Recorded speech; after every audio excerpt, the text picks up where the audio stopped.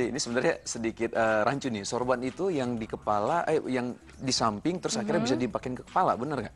Kayaknya sih ya, Kayaknya jadi ya? awalnya ditaruh di sini, terus dipelintir ya di Pelintir. kepala Terus kadang-kadang gitu. kalau misalnya orang Arab tuh suka gini, terus dipakai yang kepala yang hitam-hitam itu, biar nggak kebuka gitu. Itu Pakai bener nggak peci sih? lagi dalamnya. Pakai peci, iya kadang-kadang ada pakai Iya. peci juga gitu. Nah sebenarnya asal-usul sorbannya dari mana sih, Wisnu?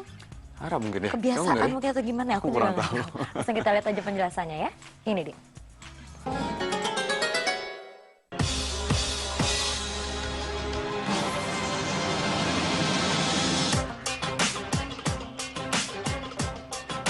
Sorban hanya sekedar budayakah atau sunnah?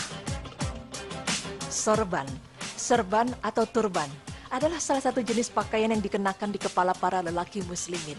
Umumnya, sorban banyak kita temui di kalangan lelaki Arab.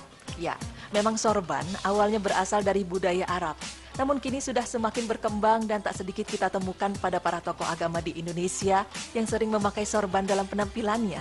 Sorban biasanya ia berupa kain yang digelung atau diikat di kepala. Dalam bahasa Arab, sorban disebut dengan imamah. Jenis sorban lainnya yang masih serupa dengan imamah ini adalah gutrah dan shimah. Bedanya adalah gutrah biasanya berwarna putih dan dipakai di atas peci. Sedangkan shimah itu mirip seperti gutrah, namun ada corak-corak merah. Namun yang menjadi masalah sekarang, apakah memakai sorban ini dikatakan pakaian yang islami? Karena jika kita katakan memakai sorban atau imamah adalah pakaian islami, artinya ini dianjurkan dan diajarkan oleh Islam. Atau apakah sorban hanya sekedar tradisi dari budaya Arab?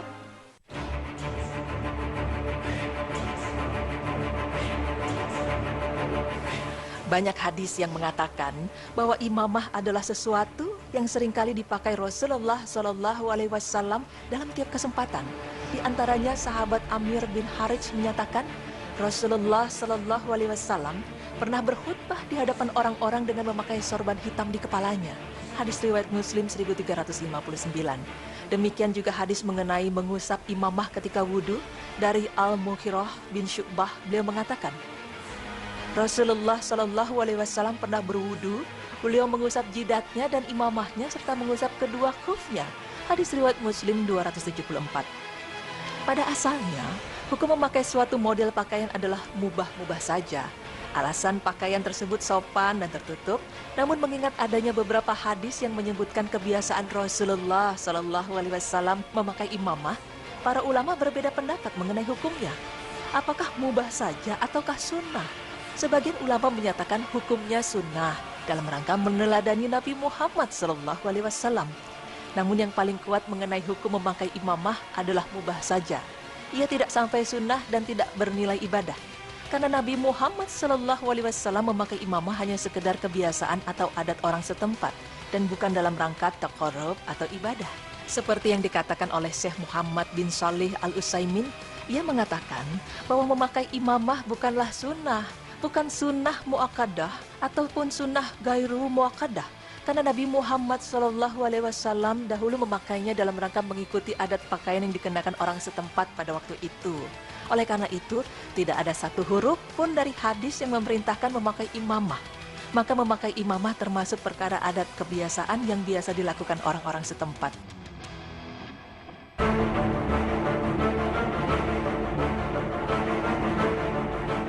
Jika demikian, lalu apakah memakai imamah lebih diutamakan bagi pria muslim daripada tidak pernah memakainya sama sekali? Nah pemirsa, Rasulullah Shallallahu Alaihi Wasallam adalah teladan bagi umat muslim. Setiap gerak-geriknya, setiap kebiasaannya, tidak sedikit yang menjadi sunnah bagi siapapun yang mengikutinya.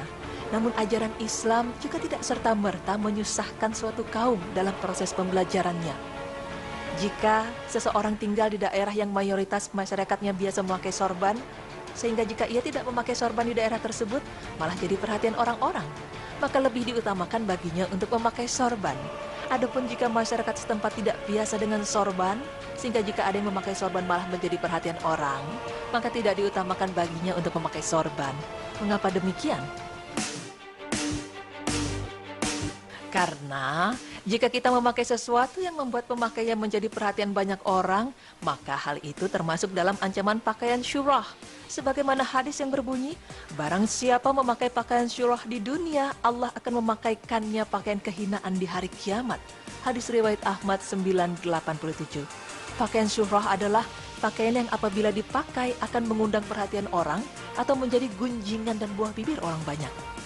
Namun yang harus ditegaskan adalah memakai imamah di daerah yang masyarakat biasa memakainya itu lebih utama. Hal ini dalam rangka menyelisihi orang kafir, sehingga dari penampilan saja bisa dibedakan mana orang kafir dan mana orang muslim. Syekh Al-Albani menyatakan, seorang muslim lebih dianjurkan untuk memakai imamah di luar sholat daripada ketika sholat. Karena imamah adalah bentuk syiar kaum muslimin yang akan membedakan mereka dengan orang kafir.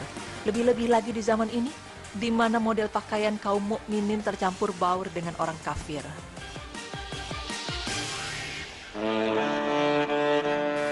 Itulah mengapa seringkali kita melihat para tokoh agama memakai imamah. Hal ini dikarenakan bentuk syiar mereka terhadap agama Islam di tengah-tengah masyarakat yang bercampur baur antara yang muslim dan kafir. Lalu bagaimana hukum memakai hutrah, shimah, dan penutup kepala lainnya yang ada di masing-masing daerah? Mengenai hal ini, Syekh Mustafa Al-Adawi menjelaskan bahwa gutroh disebut juga khimar atau penutup kepala yang umum dipakai orang Arab dan Mesir.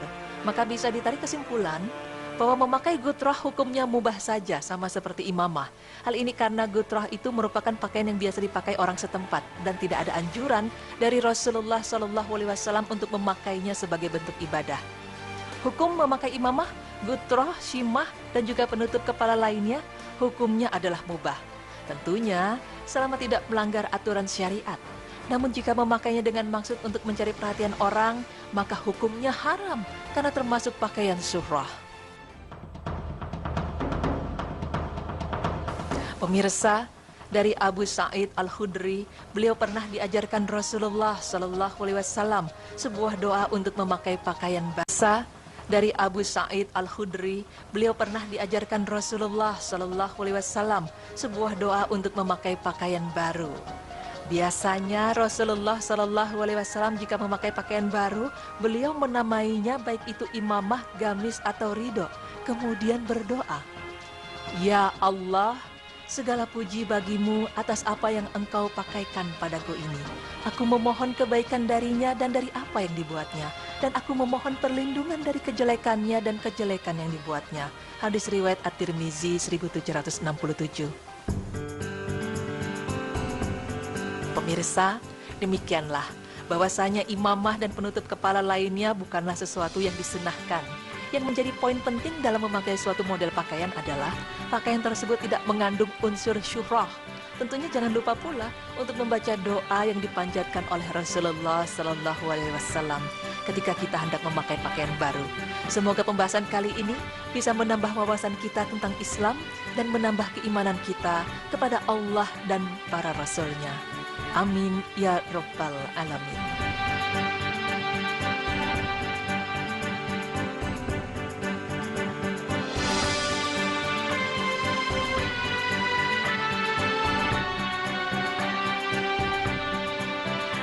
Baik, pemirsa. Zi, Ya. ini aku jadi tahu lagi nih jadinya kalau misalnya memang ada beberapa, kalau misalnya dibilang sorban, ada dibilang imamah, ada juga tadi apa tadi gutroh ya atau Gutroh. gutroh ya. Jadi memang kalau misal dikatakan ada yang bilang ini sunnah, ada yang bilang juga mubah. Kalau misalnya sunnah ini berdasarkan dalil yang hadis riwayat Muslim kalau tidak salah ya, di mana memang Rasulullah SAW itu pernah berkhotbah di hadapan orang banyak itu dengan memakai sorban hitam. Tapi kalau mubah dikatakan mubah, kenapa? Karena ini adalah pakaian yang sering ataupun salah satu pakaian ya yang sering dipakai oleh orang-orang Arab. Jadi kebiasaan saja gitu. Iya, jadi memang sebenarnya sih ini menyesuaikan kebiasaan yang ada di lingkungan tertentu ya. Kayak misalnya di Indonesia, kalau tidak terlalu banyak orang yang pakai sorban, tiba-tiba kita pakai malah jadi mengundang perhatian. Nah, itu Kita syurah. disyurah gitu. Jadi ya disesuaikan tempat aja ya. Disesuaikan tempat. Kalau jangan sampai menarik perhatian, terlalu Betul. menarik perhatian ya sih ya. Kalau di Indonesia berarti lebih banyak orang yang pakai peci, pakai apa namanya kopiah, Kopi ya. ya, pakai koko. Baju koko betul sekali. Oke pemirsa, jangan kemana-mana, tetap di sini ya, tetap di Berita Islami Masa Kini.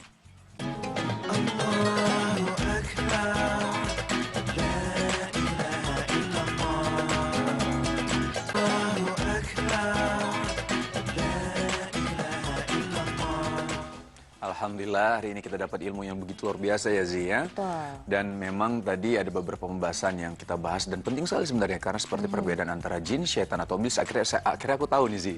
Ya. Iya. Terus ada pembahasan yang lain apa tadi Zi? Yang kedua, senyum itu ibadah. Senyum itu ibadah. Betul, dan tadi yang terakhir kita membahas tentang asal-usul surban.